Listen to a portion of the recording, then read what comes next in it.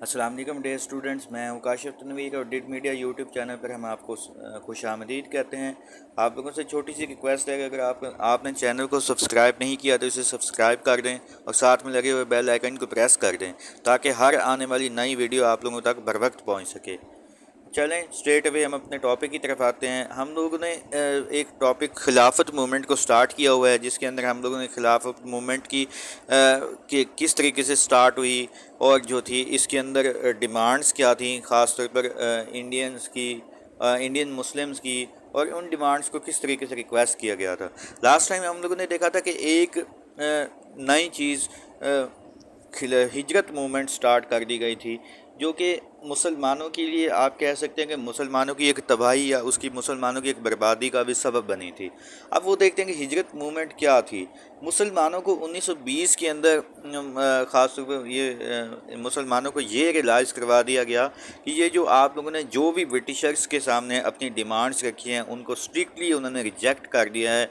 ये देखा जाए कि अगर आप यहीं पे रहते हैं, सब कॉन्टिनेंट के अंदर रहते हैं, तो आप हो सकता है कि इन फ्यूचर आप लोगों के भी जो हैं बेसिक ह्यूमन राइट्स या ख़ास तौर पर आप लोगों के रिलीजियस राइट्स हैं उनको भी ख़तरा हो सकता है कि ऑटोमन एम्पायर की तरह आप लोगों के भी जो रिलीजियस राइट्स हैं वो भी आप लोगों को प्रोवाइड ना किया जाए।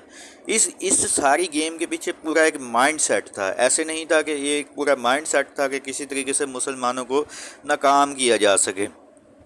तो गांधी बेशक इससे अलहदा हो चुके थे इस खिलाफत मूवमेंट से, चोराचारी के इंसिडेंट के बाद, लेकिन वो फिर भी पूरी तरीके से इसको लीड कर रहे थे। इसके ऊपर आप ये कह सकते हैं कि इसके ऊपर वो उन्होंने भी अपनी पूरी नज़र रखी हुई थी।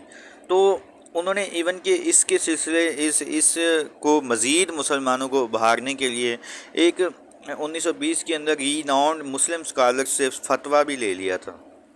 यानी कि बहुत सारे उलमा इकराम ने इसके ऊपर फतवा भी दे दिया कि जो बरसगीर है ये दारुल हरब है, मतलब कि ऐसी प्लेस है जिसके अंदर रहना मुसलमानों के लिए मुमकिन नहीं है, लिहाजा वो यहाँ से हिजरत कर जाएं। और इसके अलावा central office was establish to motivate the Muslims, यानी कि मुसलमानों को मोटिवेट करने के लिए कि और ज़्यादा उनको उभारने के लिए वो यहाँ से मूव ऑन कर जाएं, तो इसके लिए सेंट्रल ऑफिस भी बनाया गया था। तो इसके अलावा जो थे तकरीबन तारीख़ लिखती है कि 35,000 मुसलमान जो थे फ्यूजीज इन अफ़गानिस्तान की तरफ उन्होंने हिजरत कर गए। अब ये था कि ये वो टाइम था कि मुसलमानों ने अपना घर बार भी छोड़ दिया, सब कुछ छोड़ के छाड़ के यहाँ से ज़मीनें इवन के बिल्कुल कोड़ियों के भाव बेचकर वो अफ़गानिस्तान की तरफ मूव कर गए। अब देखा जाए तो सोचने की बात यह है कि अफ़गानिस्तान के अंदर उनका कोई अपना घर तो नहीं था कि यहाँ से चलें भी हमारे पास भी किसी के दो घर होंगे, एक घर से मूव ऑन करके किसी दूसरी तरफ चला जाए। क्योंकि जब वहाँ पर गए तो इतनी ज़्यादा तादाद को देख कर अफ़गानिस्तान ने उनको कोई वेलकम नहीं किया। उन्होंने बल्कि क्या किया कि उनको अपने मुल्क के अंदर आने से मना कर दिया कि आप यहाँ पर नहीं आ सकते। अब वो बेचारे इधर भी सब कॉन्टिनेंट के अंदर भी अपना सब कुछ बेच बाच के वहाँ जाने के लिए कि वहाँ चले जाएंगे, शायद वहाँ पर हम लोग सुकून से ज़िंदगी गुजार सकेंगे, लेकिन ऐसा भी नहीं होता। अब वो ना घर के रहे ना घाट के रहे।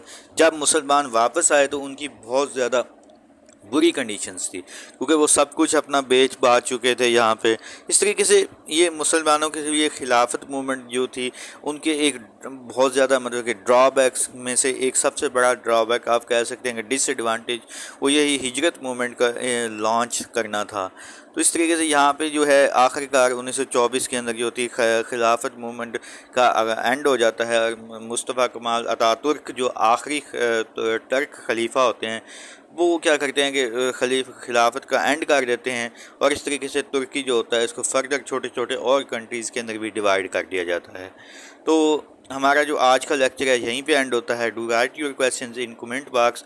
अगर आप लोगों का पाक स्टडीज़ के रिलेटेड, इस टॉपिक से रिलेटेड या किसी और टॉपिक से रिलेटेड कोई भी मसला हो तो आप डिस्कस कर सकते हैं। एक टॉपिक क्योंकि हाँ आपको ये बात एक और भी बात आपको क्लियर करने की ज़रूरत है कि एक टॉपिक के ऊपर 2 या 3 पार्ट्स के अंदर मैं इस वजह से डिवाइड कर देता हूँ ताकि एक वीडियो आपके लिए बोरिंग ना हो पाए। ये ना हो कि आप जो है उसको सुनते सुनते आप लोग बोर हो जाएँ। तो इसी वजह से उसको 2 या 3 पार्ट्स के अंदर डिवाइड कर दिया जाता है ताकि आप लोग आसानी के साथ उसको समझ सकें। तो चलें, दुआओं में याद रखिएगा। अल्लाह हाफिज़।